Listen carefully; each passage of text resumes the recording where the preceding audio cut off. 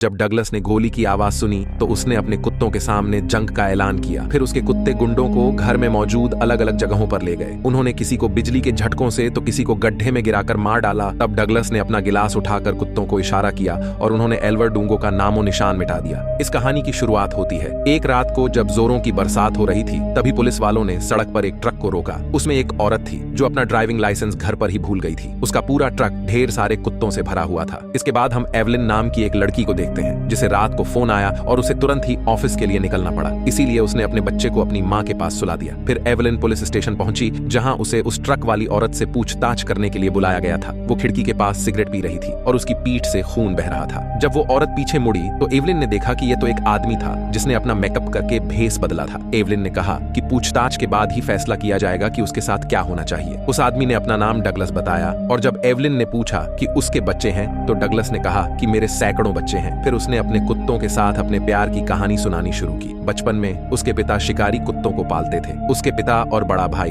दोनों ही काफी गुस्सैल किस्म के थे। हालांकि उसकी माँ उससे बहुत प्यार करती थी, पर अपने गुस्सैल पति के सामने वो भी कुछ खास बोल नहीं पाती थी। उसके पिता कुत्तों को भूखा रखकर उन्हें शिकारी कुत्ता बनाते, लेकिन डगलस अक्सर उन कुत्तों को खाना खिला देता था। जब उसके पिता को यह पता चला तो उन्होंने उसे भी कुत्तों के साथ पिंजरे में बंद कर दिया। तब सभी कुत्तों ने अपने नए साथी को गले लगाकर उसे गर्माहट दी। वहीं उसकी माँ दोबारा से प्रेग्नेंट हुई तो उसने सोच लिया कि वह अपने होने वाले बच्चे को इस नर्क में तो नहीं पालेगी। इसीलिए वह मौका देखकर घर से भाग गई। जाते हुए उसने डगलस को खाने के कई डिब्बे दिए, जिस वजह से डगलस को पिंजरे में ज्यादा परेशानी नहीं हुई। खैर, कहानी के बीच में ही एवलिन उठकर वापस घर आ गई। उसकी माँ ने उसे बताया कि उसका शराबी पति घर के आसपास आकर बच्चे से मिलने की कोशिश कर रहा था, जबकि कोर्ट ने उसे एवलिन और अपने बच्चे से दूर रहने की सख्त हिदायत दी थी। इधर गिरफ्तारी से पहले एक लड़का डगलस को एक लवारिस कुत्ता देने आया था। उसने बताया कि एल्वर्ड डूगो नाम का एक गैंगस्टर मार्था नाम की एक औरत को बहुत ज्यादा परेशान कर रहा है। तब डगलस ने उसकी मदद करने का फैसला किया। उसने काले कपड़े पहनकर औरत का भेस बनाया और एल्वर्ड डूगो का पीछा किया। फिर उसने अपने कुत्ते को फोन देकर भेजा और वह सीधा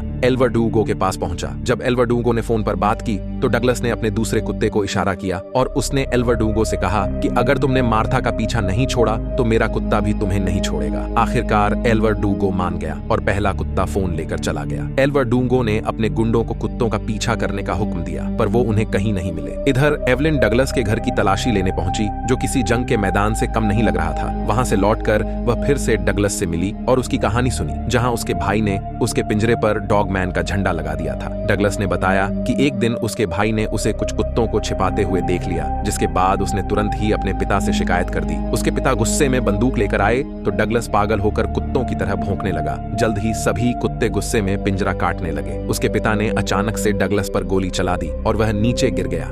उसके बाद उसका भाई तुरंत अपने पिता को अंदर ले गया। इधर डगलस ने अपनी कटी हुई उंगली एक लिफाफे में डाली और एक कुत्ते को पुलिस की गाड़ी दिखाकर उन्हें उंगली देने को कहा। कुत्ता लिफाफा लेकर भाग गया और काफी समय भटकने के बाद उसे पुलिस की गाड़ी मिल ही गई। कटी हुई उंगली देखकर पुलिस वाले कुत्ते के पीछे आए और डगलस के घर पहुंचकर उन्होंने उसके पिता और भाई को गिरफ्तार कर लिया। उन्होंने डगलस को उठाया, पर वो चलने की शक्ति खो चुका था। असल में वो गोली उसकी उंगली काटकर सीधा दीवार पर लगी और फिर उसकी रीढ़ की हड्डी में घुस गई। अगर डॉक्टर्स गोली निकालते तो उसकी रीढ़ की हड्डी को खतरा था और अगर डगलस चलेगा तो वह गोली कभी भी हिलक उसकी जान ले सकती है। खैर, उसके पिता को 20 साल की सजा हुई, लेकिन 2 हफ्तों बाद ही वह जेल में मारा गया। वहीं उसके भाई को 12 साल की सजा हुई थी, पर अच्छे बर्ताव के कारण 8 साल बाद वो रिहा हो गया। उसके रिहा होते ही डगलस के कुत्तों ने उसका पीछा किया और एक अंधेरी गली में उसे घेर कर उसका काम तमाम कर दिया। पर डगलस ने इसके बारे में एवलिन को कुछ नहीं बताया। खैर, अपने पिता की कैद से रिहा होने के बाद उसे एक अनाथ आश्रम में भेजा गया, पर कोई बच्चा व्हील चेयर वाले लड़के से दोस्ती नहीं करना चाहता था। फिर उसकी दोस्ती लाइब्रेरियन सलमा से हुई और उसने शेक्सपियर की किताबें पढ़नी शुरू कर दी। उसे सलमा से प्यार हो गया और जल्द ही वह दोनों थिएटर में नाटक करने लगे। सलमा ने उसे मेकअप की मदद से किसी भी किरदार में ढलना सिखाया। इन नाटकों में डगलस को बहुत मजा आने लगा, पर कुछ समय बाद सलमा काम की तलाश में शहर चली गई। डगलस अखबारों से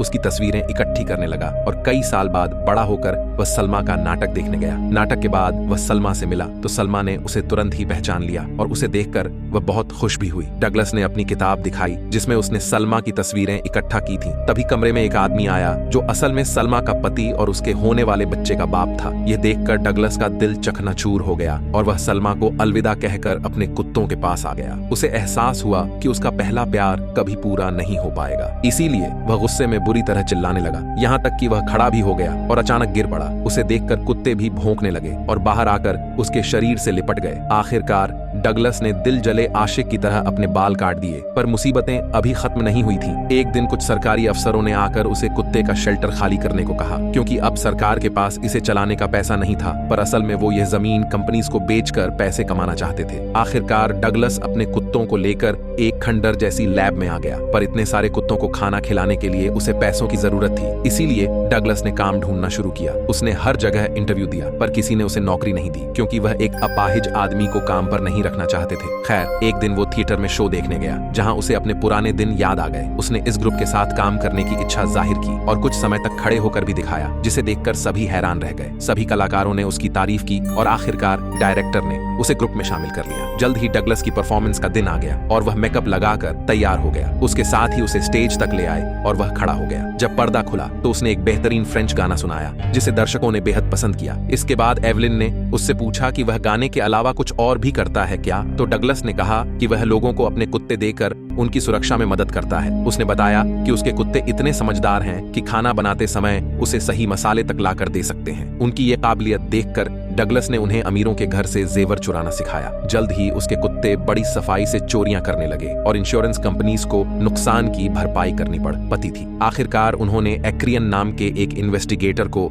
जांच के लिए भेजा। इक्रियन उस औरत के घर गया जिसके यहाँ चोरी हुई थी और उसने पूछा कि चोरों के आने पर कुत्ते भौंके क्यों नहीं। फिर उसने सीसीटीवी कैमरा की फुटेज निकाल कर देखी, जहां उसकी नजर एक कुत्ते पर पड़ी। वो कुत्ता घर में घुसा और घर के कुत्तों से कुछ बातें करने लगा। फिर वो चुपके से हीरों का हार चुराकर भाग गया। तभी एक्रियन को एक दूसरी चोरी की याद आई और उसकी फुटेज में भी यही कुत्ता था। एक्रियन ने देखा कि यह कुत्ता चोरी करके एक वैन के पास गया, जिसका ड्राइवर कोई व्हील चेयर वाला आदमी था। इस वैन का नंबर निकालकर आखिरकार वह डगलस तक पहुंच गया, पर एक्रियन ने उसे पुलिस के हवाले न करते हुए खुद उससे मिलने एक क्लब में गया, जहां डगलस भेस बदलकर गाना गा रहा था। उसके परफॉर्मेंस के बाद एक्रियन उससे मिला और उसे खाने पर बुलाया, पर डगलस ने इसके लिए इनकार कर दिया। खैर, बाद में एक्रियन उसका पीछा करते हुए उसके घर तक पहुंच गया, पर वह यह नहीं जानता था कि यहाँ भी सीसीटीवी कैमरा लगे हैं। डगलस ने अपने कुत्तों को पहले से ही तैयार रखा था। अचानक एक्रियन ने बंदूक निकाली और डगलस से सारे चोरी किए हुए जेवर मांगे। उन्हें पाकर वह खुद अमीर होना चाहता था। डगलस ने उसे तिजोरी का पासवर्ड बता दिया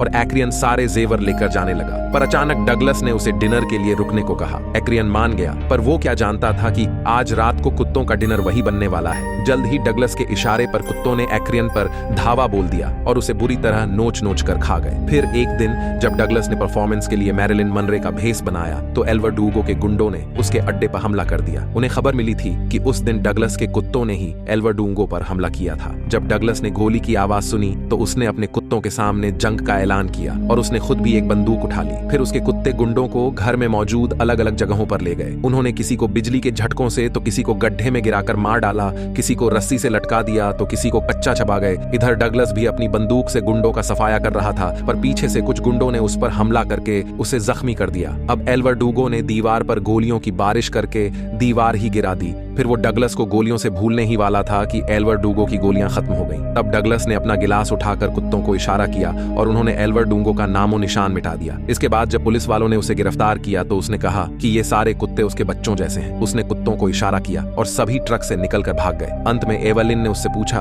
कि तुमने अपनी कहानी मुझे क्यों बताई, तो डगलस ने कहा कि हम दोनों दुख से जुड़े हुए हैं। बाद में जब एवलिन अपने घर लौटी तो एक कुत्ता चौराहे पर बैठा हुआ था। उधर पुलिस स्टेशन में डगलस ने कपड़े बदलकर सूट पहना। जल्द ही कुत्ते पुलिस स्टेशन में घुस आए और उन्होंने पुलिस ऑफिसर को डराकर बेहोश कर दिया। फिर उन्होंने चाबी चुराकर डगलस के कमरे के नीचे सरका दी। आखिरकार डगलस आजाद होकर बाहर निकला और उसने उगता हुआ सूरज देखा। फिर वह खड़ा होकर चर्च की ओर बढ़ा और उसकी छाव में आकर डगलस ने भगवान से कहा, मैं आपसे बहुत प्यार करता हूँ और अब पूरी तरह तैयार हूँ। कुछ ही पलों में डगलस अपनी आखिरी सांसें लेकर मर गया। असल में उसके चलने पर रीढ़ की हड्डी में लगी वह गोली हिल गई, जो सीधा जाकर उसके शरीर के एक अंग में लग गई। इसके बाद उसके सभी कुत्तों ने अपने मरे हुए मालिक को घेर लिया और पहले की तरह उससे लिपट गए। वहीं दूसरी ओर एवलिन अपने बच्चे को सुला रही थी और अचानक उसने देखा कि घर के बाहर एक कुत्ता बैठा था। वह समझ गई कि यह डगलस की तरफ से एक आखिरी तोहफा था जो उसने एवलिन और उसके बच्चे को उसके शराबी पति से बचाने के लिए भेजा था। और कहानी यहीं पर समाप्त होती है।